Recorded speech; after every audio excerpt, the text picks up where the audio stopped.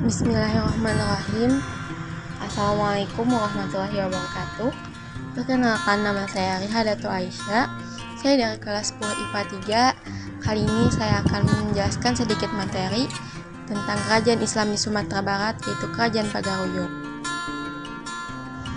Kerajaan Pagaruyung berlokasi di desa yang terletak di dekat Batu Sangkar, Kabupaten Tanah Datar, Provinsi Sumatera Barat.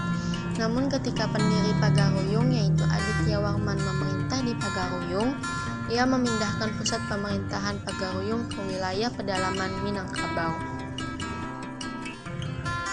Tahun berdiri, nama Pagaruyung diambil dari daerah tempat kerajaan tersebut berada, yaitu daerah Pagaruyung. Kerajaan Pagaruyung didirikan oleh Aditya Warman pada tahun 1347 seperti yang tertulis pada bagian belakang Arca Amogapasa. Aditya Warman adalah putra dari Mahesa Hadabrang yang merupakan panglima perang kerajaan Sriwijaya dan Darajingga, putri dari kerajaan Dharmasraya. Raja dan Sultan di Pagaruyung. Yang pertama ada Maharadi Raja Aditya Warman di Malayapura dari tahun 1347 sampai 1375.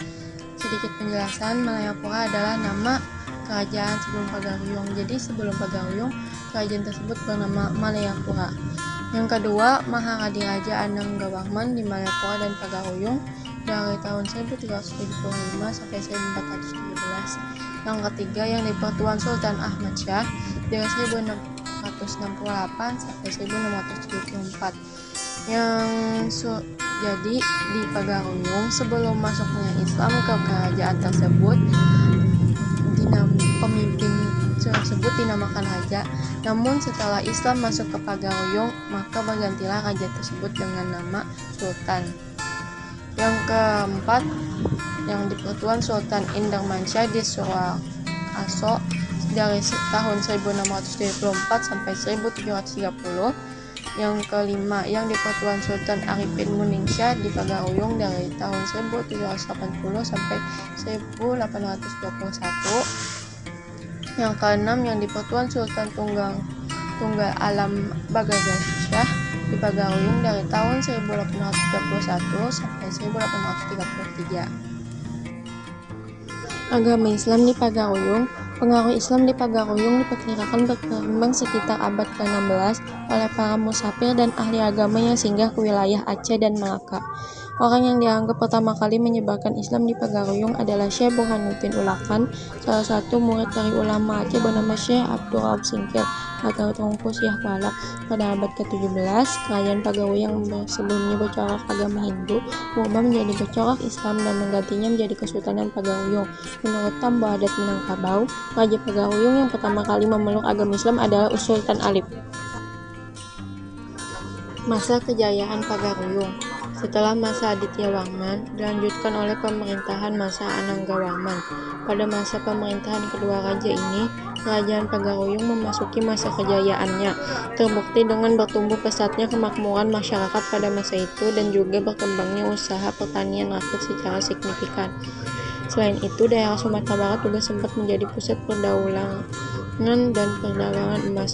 Adapun bukti dari keemasan kerajaan Pagaruyung lainnya adalah berkembangnya jalinan kerjasama antara kerajaan Pagaruyung dengan kerajaan-kerajaan lainnya, seperti kerajaan Talu di Pasaman Barat dan puluhan kerajaan lainnya.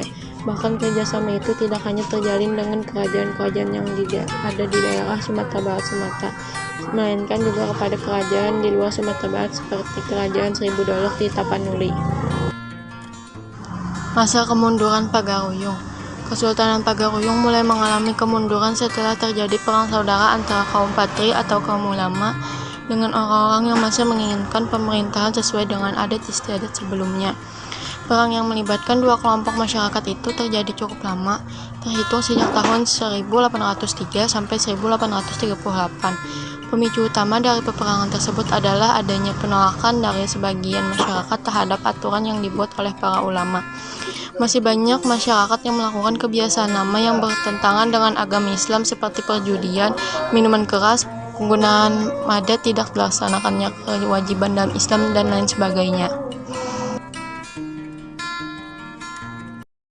Kekuasaan raja di Pagaruyung sudah sangat lemah. Banyak wilayah kekuasaan Pagaruyung yang jatuh ke tangan Aceh, dan banyak masyarakat yang menolak segala peraturan yang dibuat oleh raja. Kaum Patri di bawah pimpinan Tuanku Pasaman melakukan penyerangan ke kerajaan Pagaruyung pada 1816. Sultan Arifin Manisha dan anggota keluarga kerajaan terpaksa menyelamatkan diri dari ibu kota kerajaan ke wilayah Lubuk Jambi. Kerajaan pun semakin terdesak oleh serangan yang dilakukan oleh kaum Patri, hingga mereka meminta bantuan Belanda.